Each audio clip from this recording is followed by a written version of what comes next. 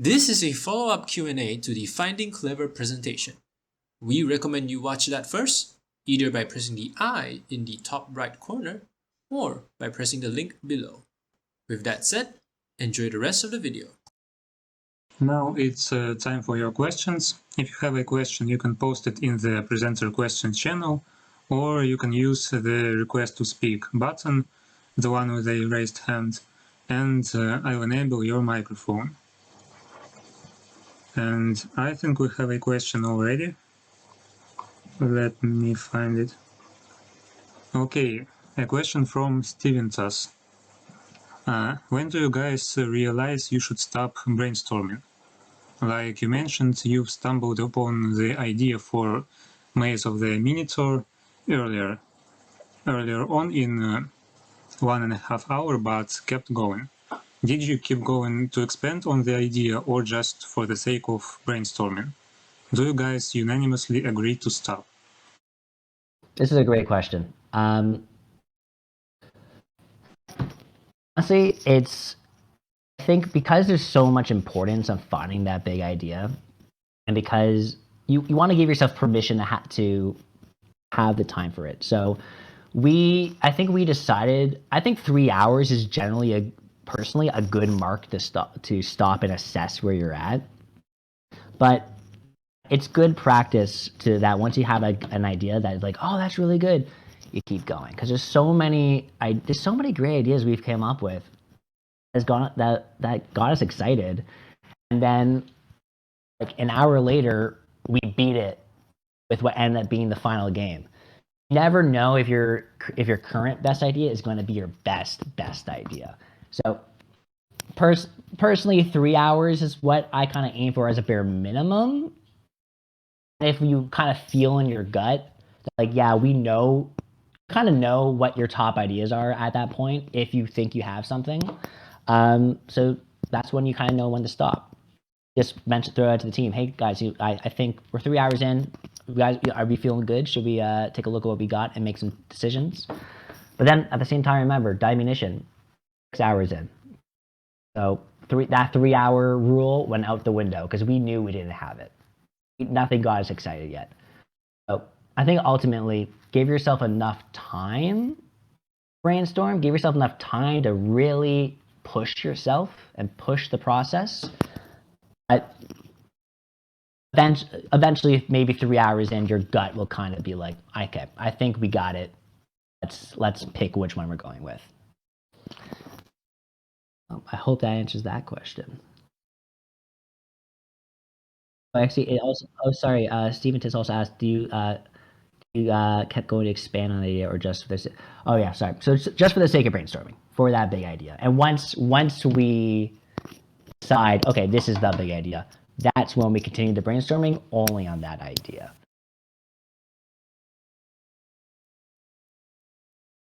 All right. A question from Mike. Can you give examples of games that failed to execute a clever concept? That is a great question. I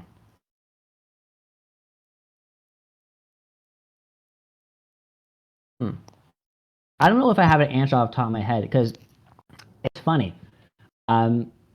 When it comes to jams, there's so many games. You're playing so many games. And honestly, if a game doesn't hit, if it doesn't like feel like the big idea is being sold through the execution, you kind of forget about it, in one ear out the other kind of deal.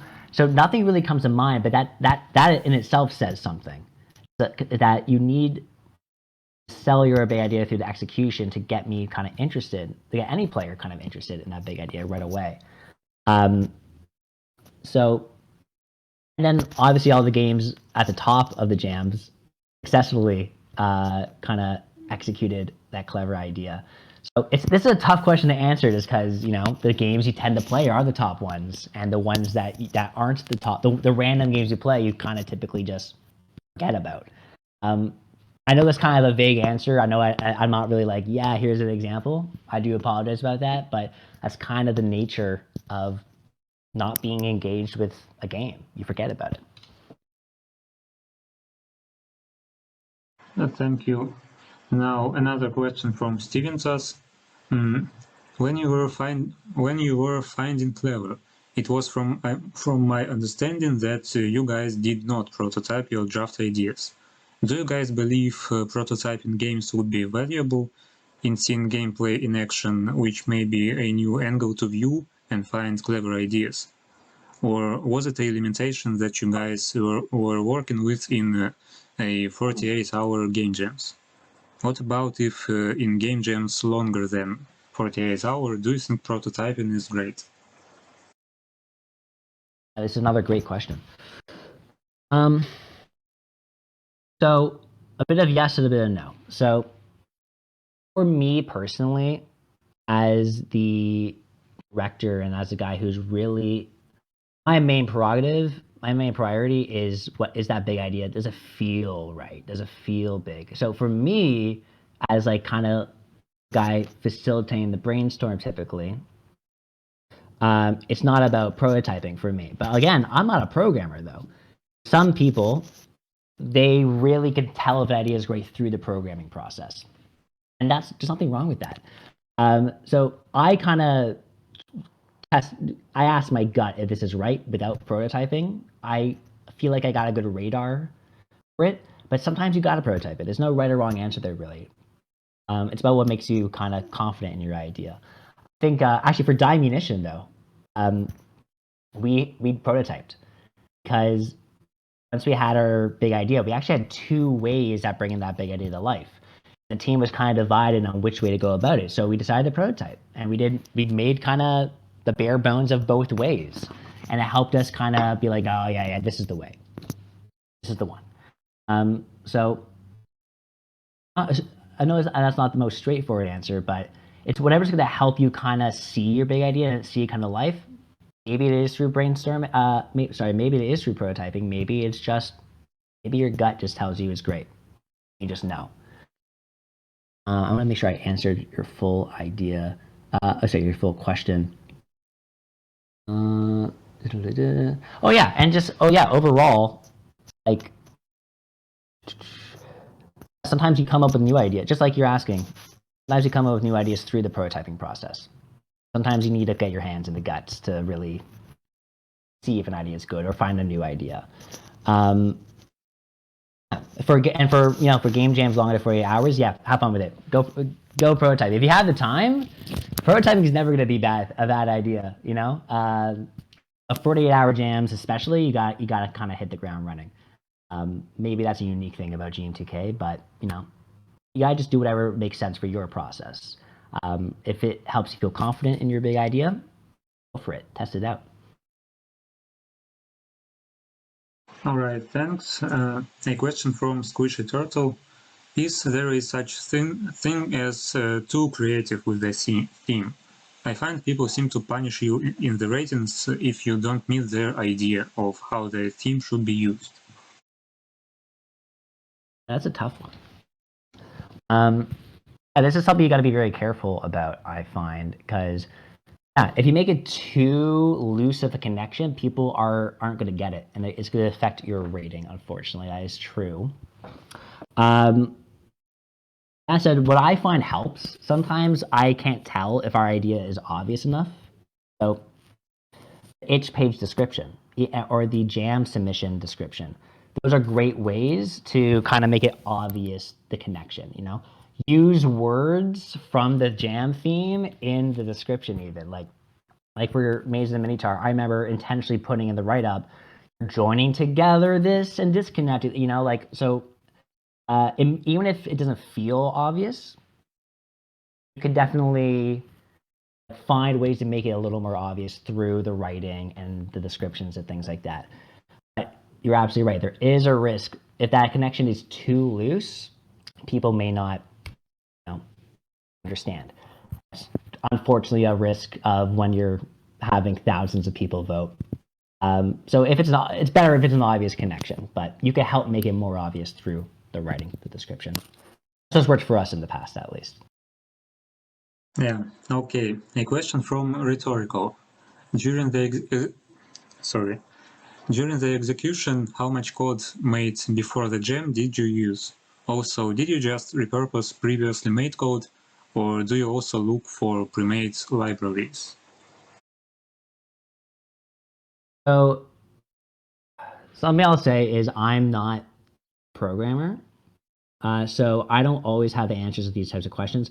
I do know sometimes we'll have some code ahead of the jam for things like the menu and like start button and things like those kind of things that are like, yeah, we're gonna need this for sure. Well, maybe we'll have that code kind of already prepared. But who knows? Maybe the programmers I've been working with have their own codes in the background they've been pulling for all I know to make things go faster. But I'm not actually entirely sure. I all I can say for certain is like menus, things like that. Weirdly enough, Kira may have an answer to that question if she's willing to put something in the chat. But if not, that's all I could share on that as someone who's not a programmer. All right, thank you. Another question from Spook. What do you do if the idea seems good but generally has many issues that can potentially ruin or break the game? Do you discard it or look for a way that's going to make it less game-breaking? Idea seems good, but generally has many issues that could potentially ruin/break the game. That's a tough one. I mean, I guess at the end of the day, you need to pressure test your idea. You got to really see if it's the one. If it has all these things that kind of ruin the experience, is it the right idea? Maybe it is. Maybe there's workarounds for all that. Maybe there isn't. Maybe the idea is fundamentally has a hole in it that you can't fill. Ultimately, even things like that, those problem-solving things, it's all about creativity. There's been many times where we'd be like, crap, there's this one problem. How do we solve it? Does it ruin the idea? But we'll like even brainstorm about that and like, oh no, what's a creative solution to this? And we, let's add this new mechanic that fixes this. You know, an example I'll give is not from the jam, but as we continue working on 2 Time and Towers after the jam, I remember we added power-ups to the game, but it made it didn't really feel like, sorry, was it power-ups? We added something to the game that kind of ruined the crowd control aspect, the balancing aspect. So we added another new idea, which was our bomb drop, which made people be able to like kill the enemies right around them so they could get out of a tough situation, you know? So sometimes you have to find a creative solution to a hole. Unfortunately, there's not like a one size fits all answer to that question. It kind of depends on the game, depends on what thing is that can ruin or break the game. But I just say approach solving that idea with the same creativity you used to come up with the idea, and you should be able to find something. Thank you. Now a question from Warmth Beer. How do you tackle the problem of failing to implement some feature you want in your game? Like, how do you prioritize what ideas to drop when you run into technical difficulties with them? It's a really tough thing to do. You know, going back to that phrase, killing your babies, it's never a fun thing.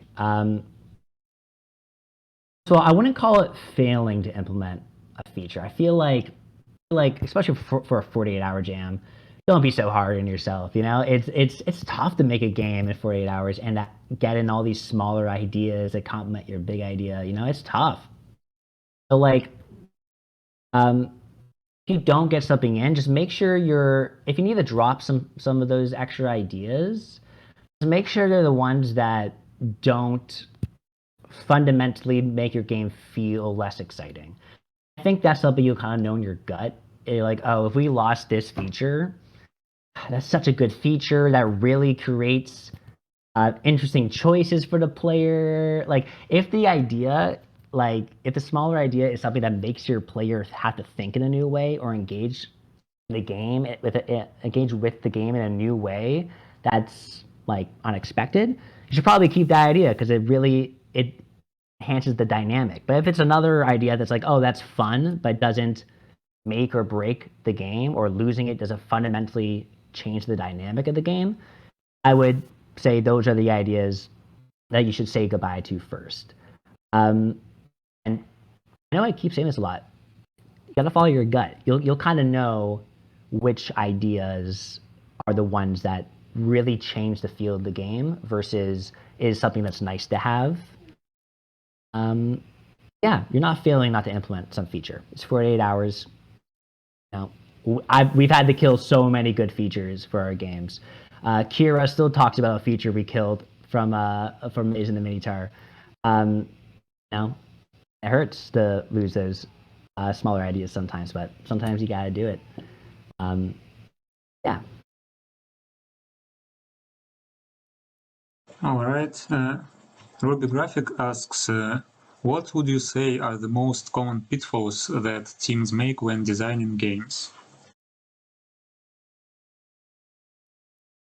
Most common pitfalls that teams make when designing games. That is a great question. I think, obviously the biggest pitfall is spending time on a bad idea. You know? But that's also a tough one because sometimes it's hard to know if it's a good idea or a bad idea until you spend time designing and trying to do it. So that's a tough one. I think, especially for GMTK, actually, you know what? One of the biggest pitfalls is not getting on the same page quick enough. Luckily, the people I've always worked with in my teams all have a great mojo and all kind of jive well together. And even when we disagree, we find a way to agree. We talk it through, and there's respect in the room and all that. So one of the most common pitfalls, though, is having too much of an ego. And if you come in with like, hey, it has to be, it needs to be this way. I will not budge whatsoever. And that's going to slow your pace and stop you from actually putting time into what could be a big idea. So most common pitfall is really of the game could be the team dynamic. And for larger teams, sometimes that means having a director who and be like, guys, we're divided here. We got to make a call though. Let's go with this one. But also be careful that you want to make sure you're not disrespecting your team with that. Is a very fine balance. But yeah, I would call those the most common pitfalls: spending time on a bad idea, and taking away the time needed to work on your idea because of team dynamics that just don't mesh. Thank you.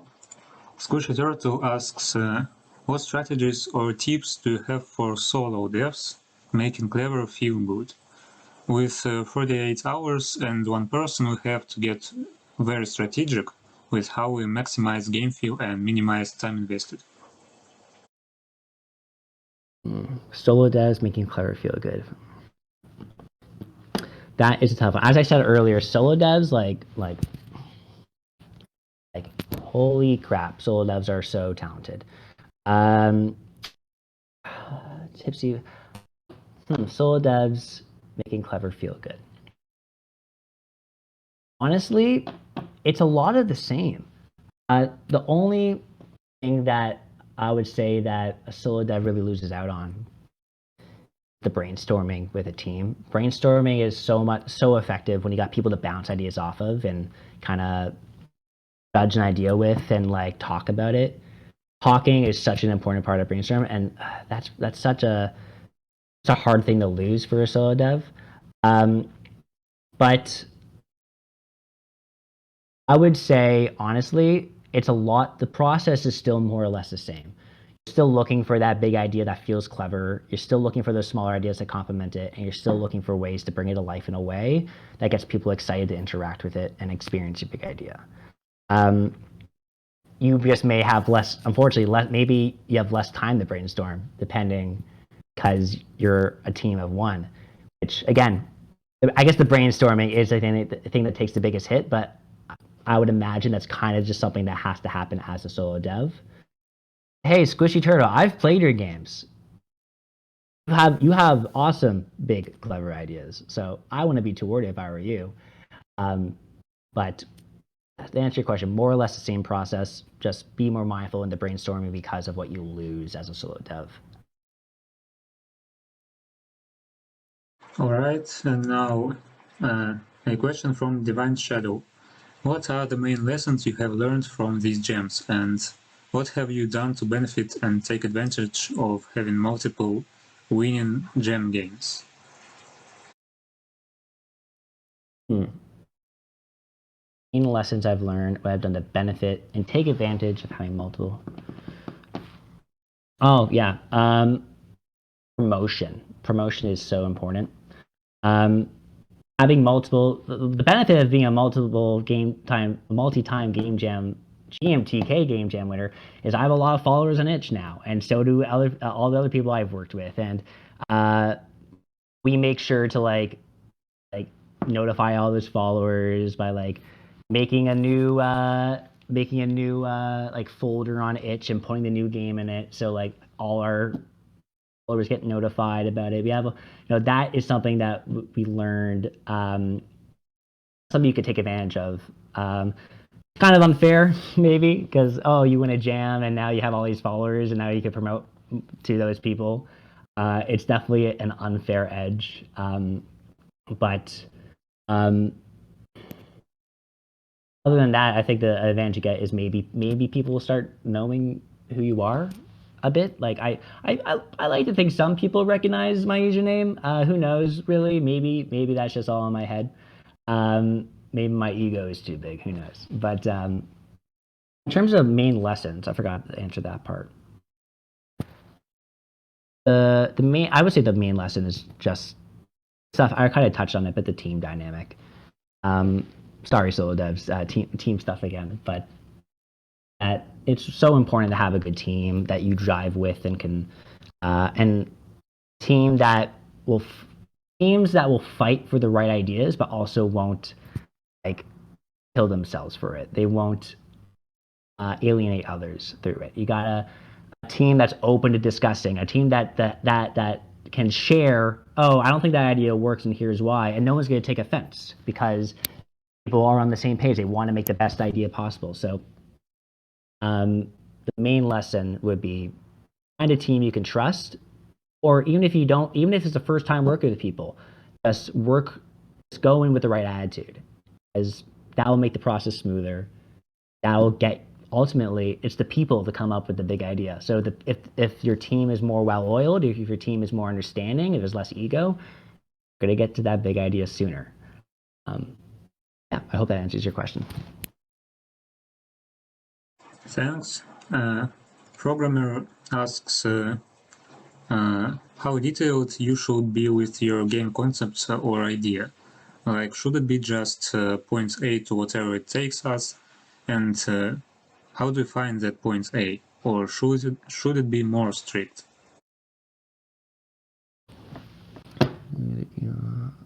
How detailed? Like, should it just be point A to wherever it takes us?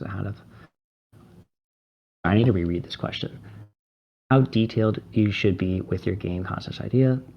It should just be point A to whatever it takes us. How do you find that point A, or should it be more strict? I think I understand what you're asking. Detailed.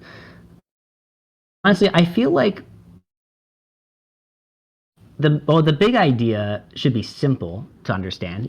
I feel like you should be able to explain it in a one-liner, because even though there's an unexpected twist in there, like a tower defense with friendly fire, boom, I get it. It's simple. So that's arguably undetailed, but people get your big idea.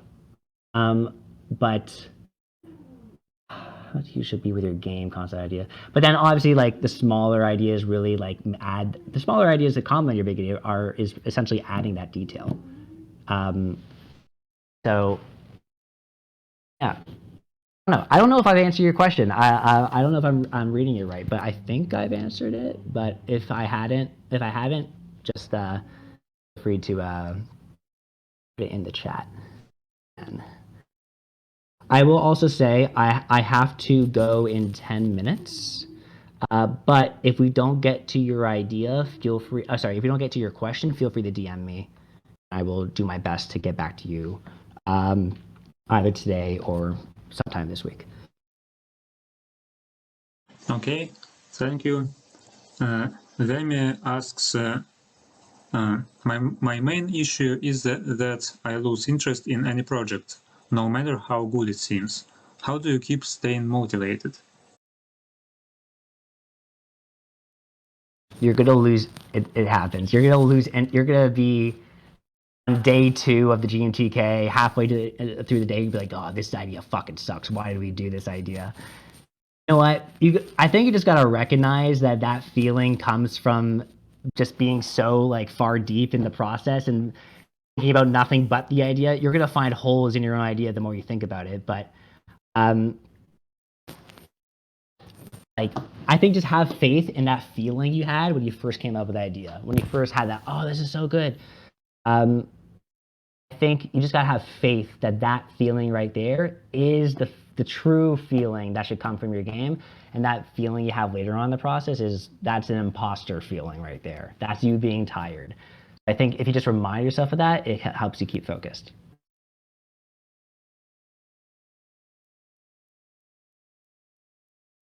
Thank you. Snuffy Sam asks, what strategies do you have for creating a safe space for brainstorming? Or how do you find new team members that are interested in the brainstorming process? I feel like every time I work with teams, we struggle to break away from safe ideas. I think my main strategy is just ensuring that before the brainstorming starts, someone needs to speak up and be like, guys, here are the ground rules. We have to follow this. Like, it takes someone being like, hey, guys, share every idea. Do it. Like, no ego. I'm not going to judge you. You're not going to judge me. Let's just share everything. Safe space. You guys ready? Are you guys all in? Let's do it. Like, I feel like you have to get people excited for it and get them like feeling safe by actually talking about it ahead of time. I think if you just jump into the brainstorm and like, guys, it's a safe space, kind of may already be in that mindset of like, oh, I'm unsure. I think it's important to discuss ahead of time. Be like, hey guys, ahead of the jam, here's how we're going to do brainstorming. Let me know if you're on the same page, because this is going to get us to our best ideas. In terms of how do you find new team members that are interested in the brainstorming process, that's a toughie. I guess like you just gotta ask. You know, like if you're a dev that just cares so deeply about coming up with a great big idea, make that obvious when you're talking to people. You know, tell them like, hey, I'm way into the brainstorming. Be honest and authentic right away about what you want out of that team. And if they jive with that, they're gonna let you know and they're gonna join you. If they don't drive with that, hey, that's good. That means you don't have to work with someone like that. So yeah, I hope that answers your question. Another one from Snuffy Sam. You mentioned working on some jam games post-jam. Is there a difference between a game that's only good for a jam and a game that can be continually built after the jam ends?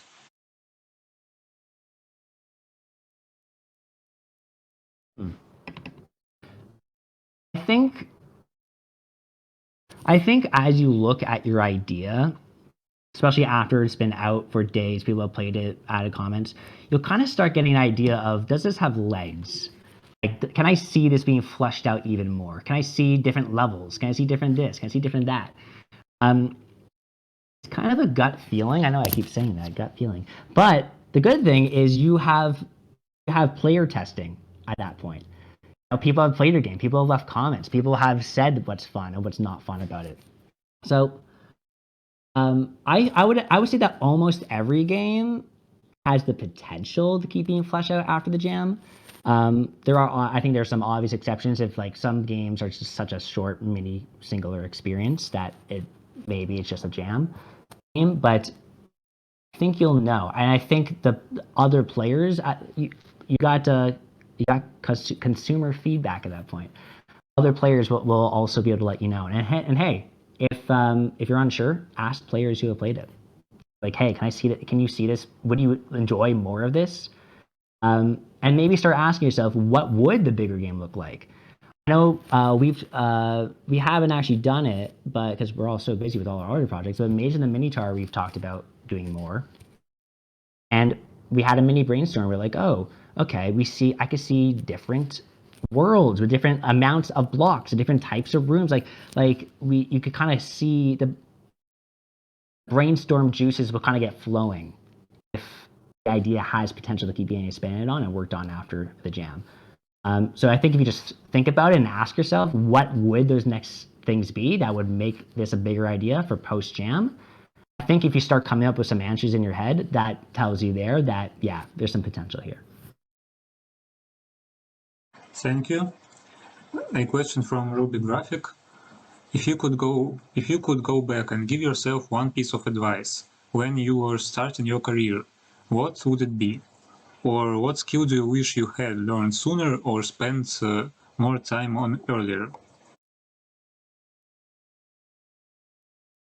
I wonder if you ask about my game dev career or my advertising career. Maybe I'll give an answer that kind of relates to both.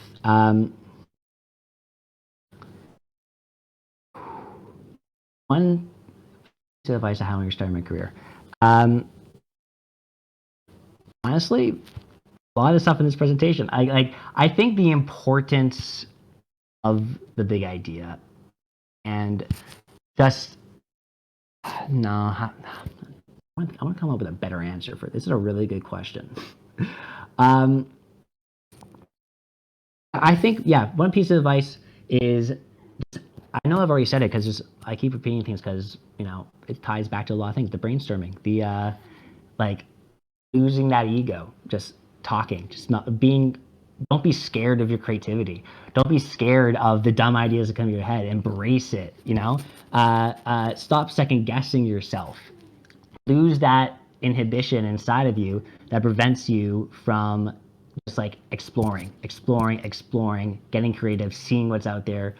And I think breaking down those walls. I wish that's the piece of advice I wish I got when I started my career was, hey, break down those walls. Make sure you have the freedom to explore.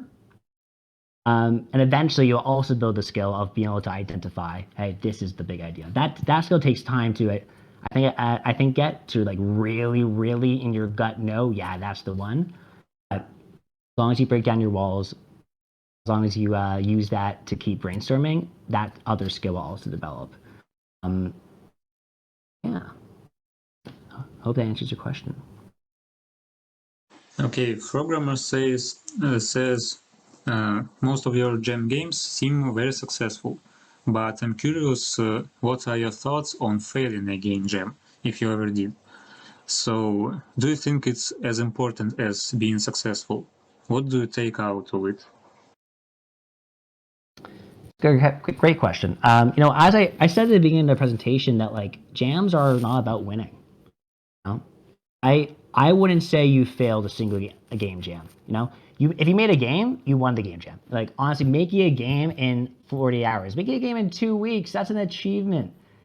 So I think the main things, two things important.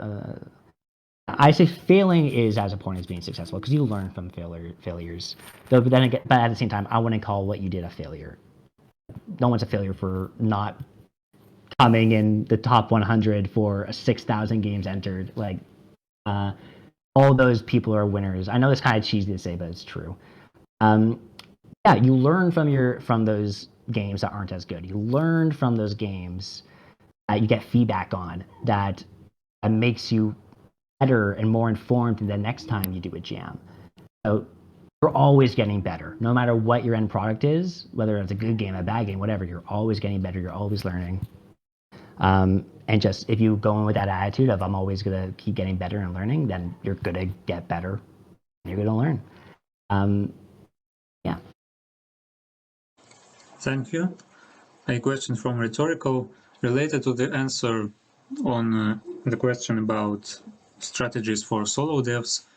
If I don't have a good chunk of followers to promote to, what else can I use? It's a great question. Rate for rates is really great. Like, get into the GMTK server and like ask the rate people's game if they'll rate yours as well. just go in and start actually playing games in the jam and leaving comments, because when you leave a comment, it says this person made this game. A lot of people that if you play their game and leave a comment, they'll go to your game and leave a comment as well. So just being active, like talk in the servers, ask to trade ratings, actually play the games in the jam, leave comments, give feedback, and be authentic with it too, because people will be authentic with you as well. So, and then on top of that, like things like make your itch page look beautiful, like that stuff always helps. Those smaller details always help. But I think most importantly, be active and be actually play games, leave comments, ask to rate, and if you keep doing that, people respond to that positively, and you'll get a lot of ratings on your game that way. Also, a little plug from me. We have a review swap bot, but about that I'll tell later. A question from Or. I've heard that when designing a game, you should aim to make a finished, playable game at around half the time required. So you could use half the amount of time to polish your games so it feels great to play. For example, in a 48-hour game jam, the game should be done in the first day. So you could work on making the animation feel great, etc. Do you think this is true? I'm gonna say yes with an asterisk on it, because I think ideally yes. Like you really do want to have as much time polishing as possible, and really enhancing the game any way you can. But honestly, in reality, I feel like every time I've ever done GMTK, we're still working on the core of the game into the second day, and making things work because there's some issue, like on paper, yeah, if you get that core gameplay loop first day, hell yeah, that's awesome. This whole second day is balancing, polishing, execution, all that stuff. But don't be bummed out if that's not the case, because sometimes hiccups happen. Last year we had so many issues with the game engine that like I was worried we weren't going to finish the game at all. So don't beat yourself up if you don't hit that mark perfectly of first day loop done, second day, everything else. Aim for it, but don't beat yourself up if you don't make it. Okay, thank you. And the last question from Hawkshaw. How do you organize the team when brainstorming so that members don't feel stressed and try to rush the process? Sometimes because, for example, artists might be waiting to get started. People can end up rushing to finish the brainstorm to get started on development. Yeah, I mean, we've promoted our game on Reddit as well. I'm not sure if I've ever promoted a game during the jam on GMTK. So I've never done that way during the jam. I've only ever done it like after the jam when we had like a new update and things like that. But hey, if you've had a lot of success with it, keep going with it. And I think this is just another good example of how I don't have all the answers. Like I yes, won GMTK multiple times, but there's so many different processes. There's so many different ways to promote. There's so many different ideas and people with creativity out there. And look right here, Spook came with another way to promote that I hadn't even considered yet. And now you all can consider it. So, like if you find success with it, hell yeah, embrace it, keep going with it. I don't have any Reddits on the top of my head that would be good places to go, but I definitely know that I think r/game dev is one. Like there's a whole bunch out there, so I'm sure a lot of great options. Yeah, that's a great addition to how to promote. Thanks, Spook. And one more question about the brainstorming from Hawkshaw. I have read it before, but I think you looked at another post. How do you organize the team when brainstorming so that members don't feel stressed and try to rush the process? Sometimes because, for example, artists might be waiting to get started and people can end up rushing to finish the brainstorm so that they start working on the game. Yeah, that's a tough one. I mean, I think as I said before, you gotta have the conversation ahead of the brainstorm, set expectations ahead of time. And that really helps because if people can all agree ahead of time, it's not going to be a surprise when you're like, hey, dude, don't get started on that yet. We're still going. And remember what we agreed on. So have that conversation ahead of time, get everyone on the same page. I've experienced firsthand artists just wanting to get started. Sometimes you can't stop people. I know like an artist that I work with a lot, Fartfish, is his name, and he's such a quick artist that like while we're mid brainstorm, he's like, oh, that's great. Let me just whip something together real quick, and like 10 minutes later, he's got like awesome pixel art. That's kind of just how his process works. He gets excited he gets excited about an idea through that way. So sometimes it's not bad, but I think definitely overall for the team, as long as you all have the conversation ahead of time, as long as you all are on the same page, and as long as you all embrace the fact that it's going to take time to get to your big idea, that's going to help a lot. You're going to get stressed. We felt stressed for Die Munition, especially 6 hours to come up with our big idea. That was stressful as hell. But we all knew we wanted to make the best game possible, and that kept us on track and kept us brainstorming. So I think you got to establish ahead of time what the expectations are, and then encourage each other through the stress. You know, you guys are a team at the end of the day. You're going to build each other up. You're going to keep each other encouraged. I think that's probably the best way to go about that. Start off with Lethorlor. He has a question here. It says, when coming up with ideas, what are some other babies you had to kill? That's a great question. Well, first of all, is my camera still working? It looks weird. Okay, there we go. Well, the baby I was talking about before, when I was talking about Maze of the Minotaur, which is an idea that we all loved, was in that game, so you can move the rooms. But if you jumped with the character and then moved the rooms, your character paused in midair, which created this, oh, that could be fun. Like you jump, move the rooms, and suddenly you're reaching a new area you wouldn't be able to reach normally. That mechanic is in the game still, but we had levels that like showcase that idea, like was meant like you need to use that idea, and although we loved it, we decided to cut those levels at the last second because they were kind of the last ones added. They didn't feel as strong. We wanted to make sure all the other parts of the game, all the other levels were like so tight. We didn't know if those last few levels were as tight. Honestly, looking back, we probably could have definitely kept those things in, but that's just the initial example that comes to my mind when I think about killing a baby. Yeah, that's an example right there. Nice. Yeah, it would be fun to always include all of the babies that we wanted into the game, but especially with the game jam, we only have so much time. Also because like sometimes decisions are being made so late, like I think we were making decisions about that mechanic like in half an hour before submission, and so it's like this adds so much pressure. Yeah, you don't have too much time to even play test it to see if it'll like work properly, and if it doesn't, yeah, it's a lot of risk in the last moments. Speaking of the last moments too, question about making cleverer. What differentiates this step from just general polish of your game?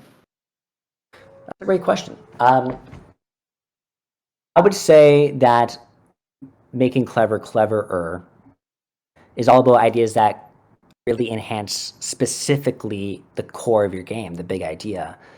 Versus polish is like something that like enhances the overall experience. Like the polish of the game is like those particle effects, those just making that part more seamless, making that feel amazing, but the smaller ideas in the cleverer step is about squeezing the most out of that big idea.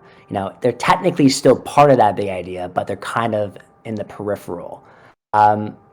Honestly, sometimes there's going to be the lines are going to get a little bit blurred. Like if you think of it as like a 3-layered circle, you got the big idea, you got the smaller ideas, you got the coat of paint, the execution. Sometimes you may have something that kind of fits in 2 categories at once. But in terms of clear definitions, I would say one is about enhancing the big idea and one is about enhancing the experience and making it feel amazing. And that's why, at least in my head, as I think about the process, they kind of differentiate that way. But hey, maybe for your process, they feel more similar, and that could be okay. There's not just one process out there. Sharing the process that kind of has been working for me, but as I said at the beginning, there's no one process out there. Creativity can come out a multitude of ways. So, yeah. Nice. We have another question here from Letholore. It says, every idea isn't a winner, but how do you know that your ideas have legs and you should run with it? Every idea isn't a winner, but how do you know your idea has legs and you should run with it? That is a good question. Well, I think a good first place to start is the last step of my brainstorm Bible, which was, I'm just going back to my deck real quick. Ask yourself if the idea is unique, and that's really you're pressure testing your idea by deliberately asking questions that make you question how unique your idea is. And I find at the end of the day, it's going to be a gut call. But obviously, there's no way you're going to know 100% for sure. No one else has that idea.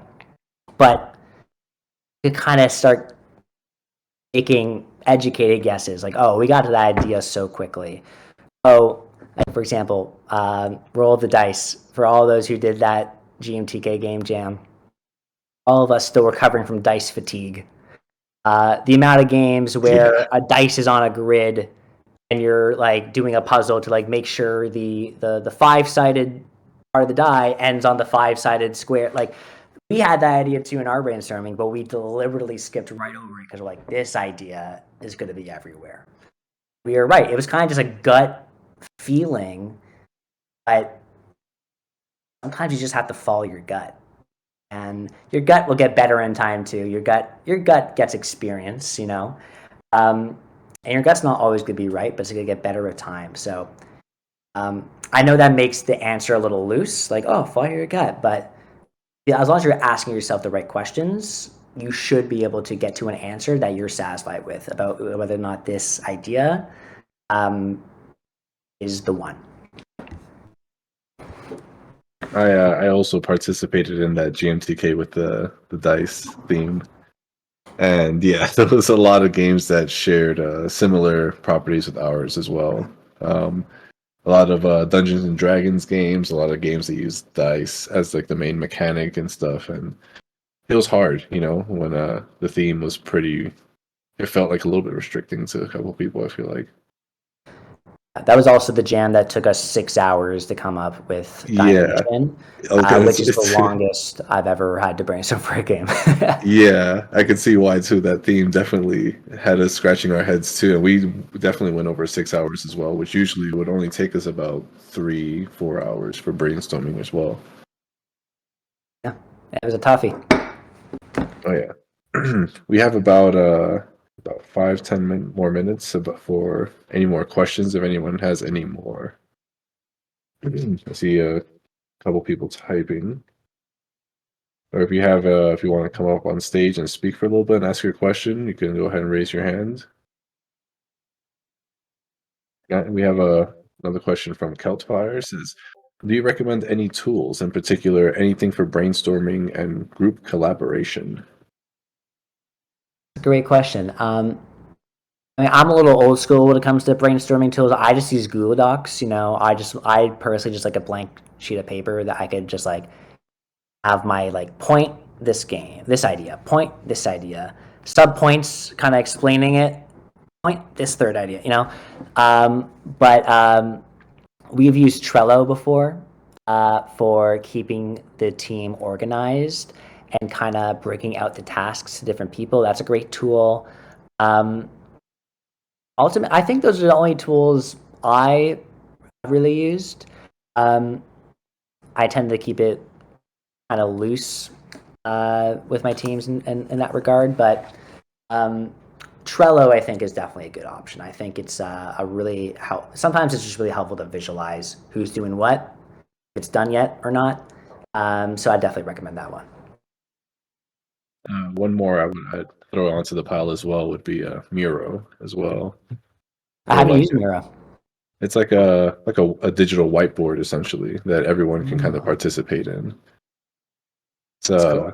Some people I've used it like once or twice for game jams, and it's really nice to just have like people just drawing things on the board, pointing out to other things, and just kind of collaborating in that kind of space. I also use Trello as well. I just use Miro mainly for like the brainstorming, and then Trello for like the whole rest of the game jam. Nice. Yeah. Honestly, it's all about using tools that work best for you and your style, you know? Correct. I tend to just like a blank piece of paper in Google Docs because, I mean, by trade in advertising, I'm a writer, you know, and that's kind of always been my canvas, if you will. But you got to find the canvas or the tools that just feel right to you in your process. Yeah, I agree. We have another question here from Anima Mundi. I hope I pronounced that right.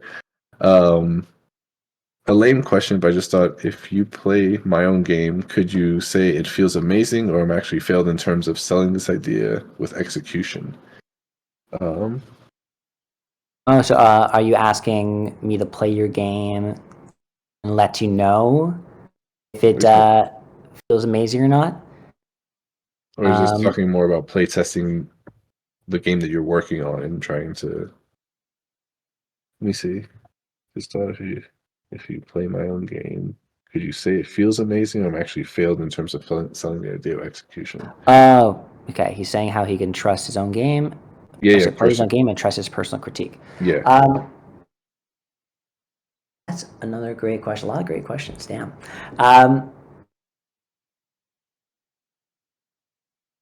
This is going to be such a lame answer, but it's just so true. You'll know. You'll know when you play it. You know, I feel like. You know what? You know what? No, I'm gonna give more than just that. Some people have a lot of skill for this specific thing. I'm gonna call out Kira in the audience.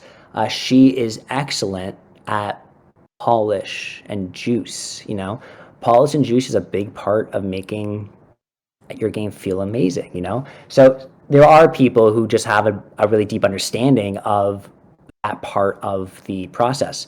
Other than that, though, you know, kind of get a sense of it because you know if that part's all about the execution, you'll know if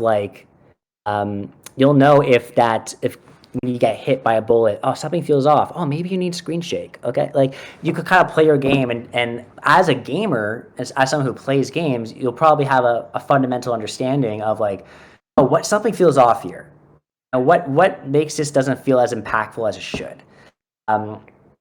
And I think that's a good guiding light to help you find what you can add to make that game click even more and feel even more amazing.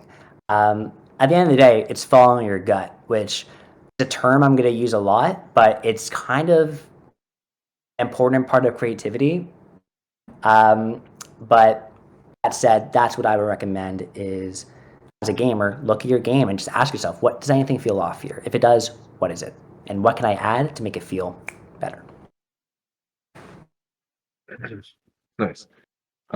Seems like King Raj is typing up a question right now, but we also have Lethorlor with his hand up.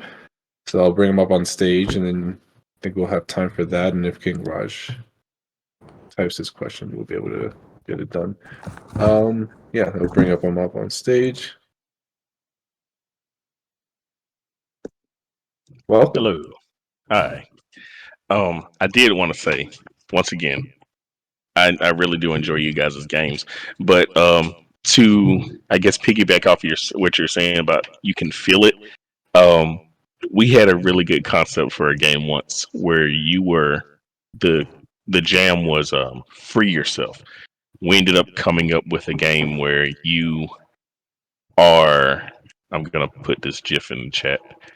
You're this person, and you freed yourself of your clothing, and you're the person who runs around the soccer field trying not to get tackled by the police who are trying to stop you.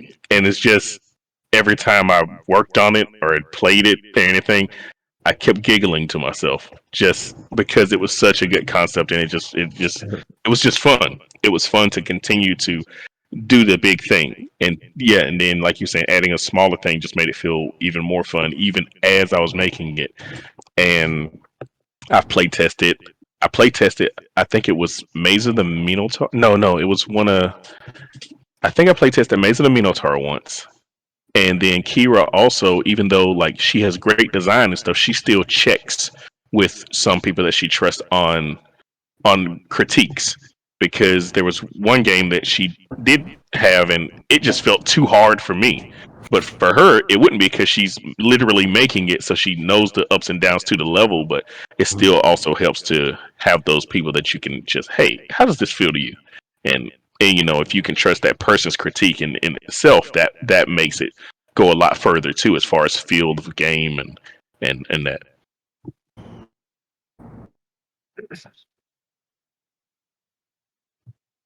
Oh yeah, absolutely. Flora, thank you for that. That first of all, love that GIF. I'm literally mesmerized by it. But no, you're absolutely right. You know, everything. It's all part of the process too. You know, like sometimes. You know, I say follow your gut a lot, and that is really important. But sometimes you do want an outside opinion. You bring up an excellent point, like because yeah, working with Kira, she has a great network that clearly includes you, of people who, you know, we trust to play test and give some like feedback we could really use. So yeah, hell yeah, loved everything you just said. All right, and I think we have time for the one last question. And I cut it off as well, so no more after this one. From King Raj 4826. Approximately how many ideas do you usually go through in a brainstorming process before you find the one? Also, when you come up with the idea you end up using, do you know at that moment you come up with it that'll be the one you end up using, or do you fall back on it after failing to come up with any better ideas? Good question. Or questions. How many ideas do you usually go through? I don't have a specific answer, but answer is a lot. Because you know, as I said, part of the brainstorming Bible that I kind of shared is like say the obvious shit.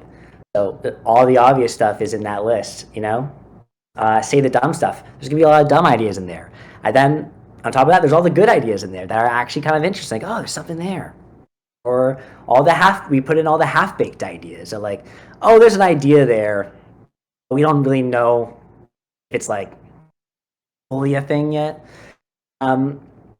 So the answer is as many as need. Just put them all there. You know, I personally, that's why I like a Google Doc, because I can just keep going and going and going and make that list longer and longer and longer. And then I'll give special highlights or bolds to the ones I like. Nah, this is a full idea that's like kind of like really interesting. But putting it all down really helps. So the answer is, for that question, is just a lot.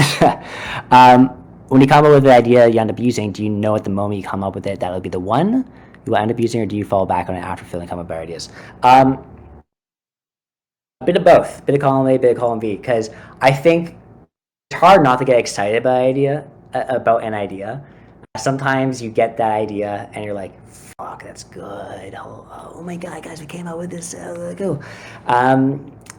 You get excited about it. You can't help but get excited about it.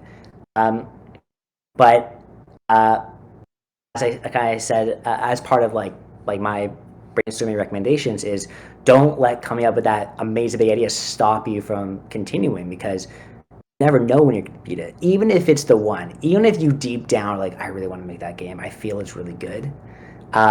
If you're only an hour into your brainstorming, you could be wrong. You could be absolutely right. It could be like, yeah, that's a freaking winner, but you're not going to know if you're going to beat it until you try to beat it. So I wouldn't say you fall back on it after failing. I don't think it's like the idea of like winning or failing when it comes to like trying to beat a really great idea. But I think it's just about keeping the pushing for an amount of time that allows you to really explore every avenue, really push yourself, and then you'll know for sure at that point, okay, these are the 4 best ideas. Hey team, let's talk about it. Oh, we're all liking idea number 3. We're all liking Maze of the Minotaur. Hell yeah, let's do it, team. So I think it's a little bit of both. You kind of know, but don't want to be too confident in that, because you never know. You may beat it. You just never really know. And of course, with a jam like GMTK, eventually you gotta make a decision. So you can't spend too much time just pushing and pushing, see how else you beat it. But at the end of the day, I'm gonna say one last time, people, you gotta follow your gut. Yeah, I think it also comes back to killing your babies as well. Just you have this great idea, but sometimes it's not the right idea for the jam or for the project that you're working on. Yeah, I still remember an idea for Join Together. Oh, that was I thought it was a really fun idea. It just made me happy as a gamer. The idea was just like just a fist bump game. So it was like you play this fist with like an extending arm that you have to like go through the obstacles and eventually get to the end with another fist. I just thought it was so charming, such a fun idea. But then like I think it was like up there for us. But as we talked about the idea, we were like, like it's really funny and it'll be so much fun to make, but probably gonna see some stuff that is at least in the camp of this idea. Maybe it won't be a fist bump, but probably see something similar, and that one feels better. So this baby, you kill it, even though it's a fun idea, Yeah. But maybe you come back to it after the jam. Who knows? All right. Well, thank you, Zachary, for such an amazing talk and for all your time too for the Q&As, and thank you for everyone else for joining in. If you want to check out Zach's social, let me just link them real quick over in the presenter questions. You have his work, his website, his games, his email, and Discord right there. And finally, I want to announce our next Post-Jam Productions event. We'll be hosting another game jam from May 18th to the 21st. It's going to be a 3-day game jam. Just like all the PJP events, we'll be hosting a organized review swap after the jam, so you can trade feedback with other jammers right here in the server. So check out the announcements channel for more details. And thank you everybody for showing up for this event. Seriously, appreciate it.